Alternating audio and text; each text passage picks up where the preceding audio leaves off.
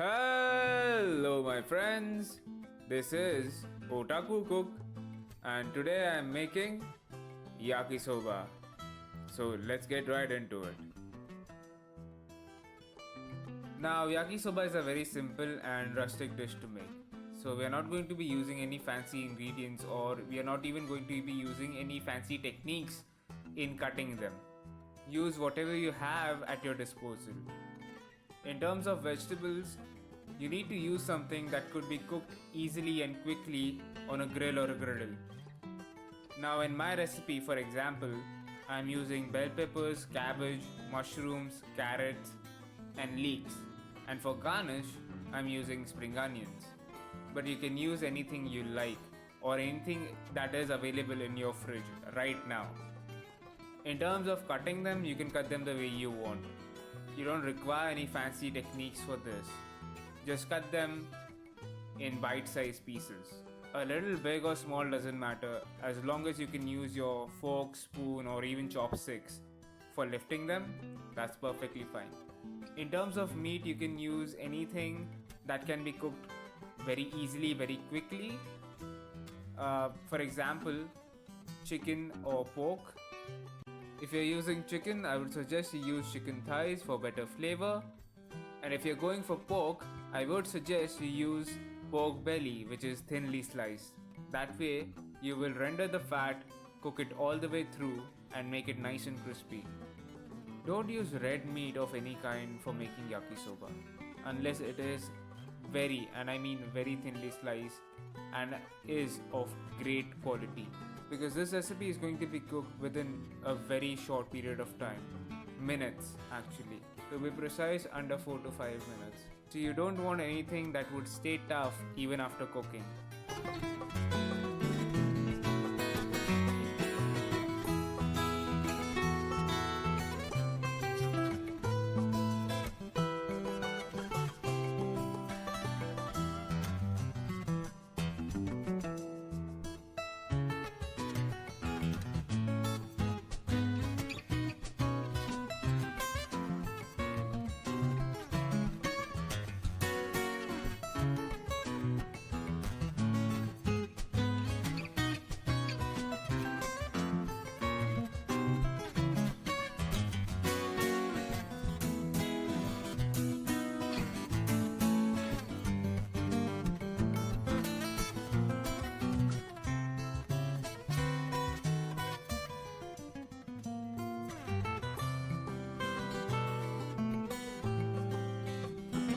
Next we need is thinly sliced garlic and finely chopped ginger and garlic.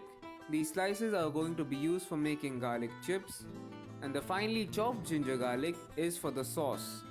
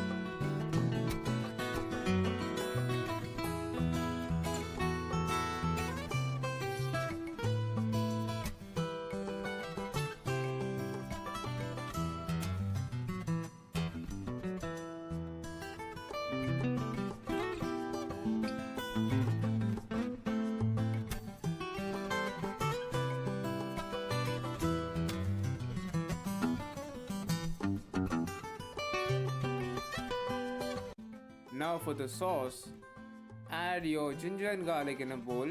In that, add 3 tablespoons of Worcestershire sauce, 4 tablespoons of soy sauce,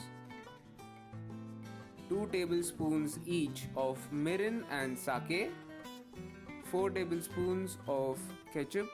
Now for making yakisoba, please make sure to use a nice thick ketchup for this. Lastly, we need to add a teaspoon of salt and pepper. And there you go, your sauce is ready.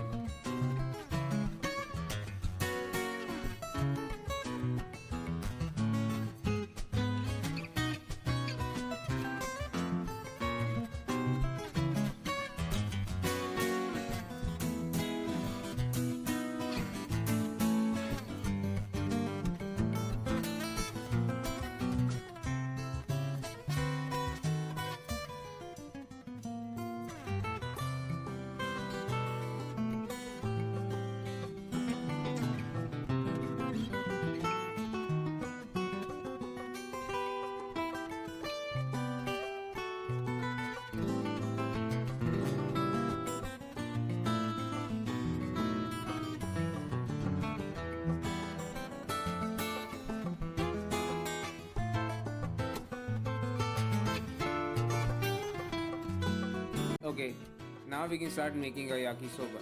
The first thing we need to do is put some oil in our pan and let it get hot, like really hot.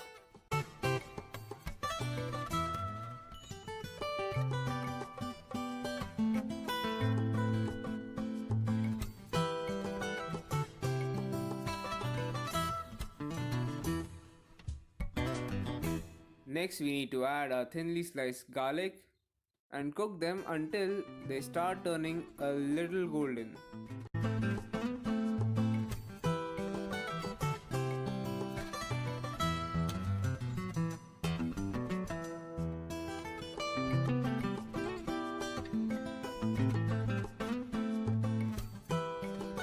Once they start turning golden, now you can add your meat.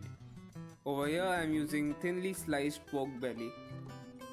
If you are using pork or any meat for the matter of fact, keep it moving so that it doesn't stick and burn.